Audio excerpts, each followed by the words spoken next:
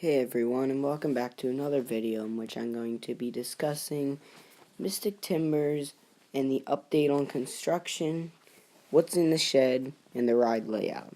Now to start off, this is Mystic Timbers coming to Kings Island in 2017, and I'm just going to talk about the basics of it and the construction that's going on.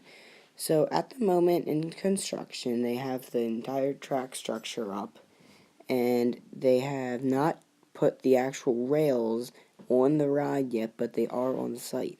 They have not put the mid-course tunnel in, and they have not built the shed yet. Now, in recent pictures and construction updates, they are starting to build the station, which can lead us more information about what's in the shed. And a picture has been released that I don't know where it is on the ride, but it kind of looks like in the shed, but I took a look at the ride layout, and it doesn't look specifically like it's in the shed. So I think my prediction in the shed is a drop track. As you can see in this photo here, looks like a drop track because there's a big metal beam going across it. It could be, I could be wrong, could be a brake run, could be like a hold section, but that's my prediction. I think it's going to be a drop track in there, and that's the only thing that could satisfy us enthusiasts. Now let's talk about what's in the shed a little bit deeper. Now, some people, what could be in the shed that I'm satisfied with, that could satisfy me, but couldn't let other people down?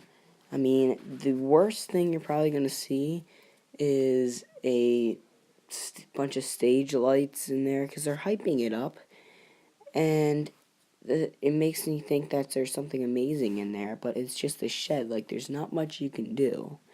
I saw this one prediction online today. It was like, oh, there's going to be a launch in the shed.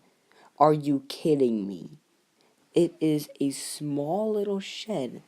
It's a small little, like, block break run thing that, how are they going to fit a launch in there? Are you insane? Apparently that person was. But anyways, that is not happening. The best thing, the absolute best thing they can put in the shed is a drop track. And the worst thing they can put in is probably stage lights and probably a cheesy, angry tree animatronic. And if you notice, Kings Island, when they first announced this ride, started to hype up in what's in the shed a lot. But since then, they've reduce the hype. They haven't put as much hype on it as they used to. So that makes me think that it's not actually as good as it's supposed to be.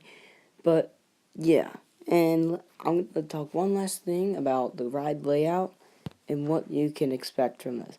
Now, from the footage, this is a little late analysis, but from the ride release, it's very airtime packed, it's fast, and it's a GCI, which means it's going to be smooth, it's going to be fast, it's going to be a heck of a night ride, and it looks like it's going to be a lot of fun.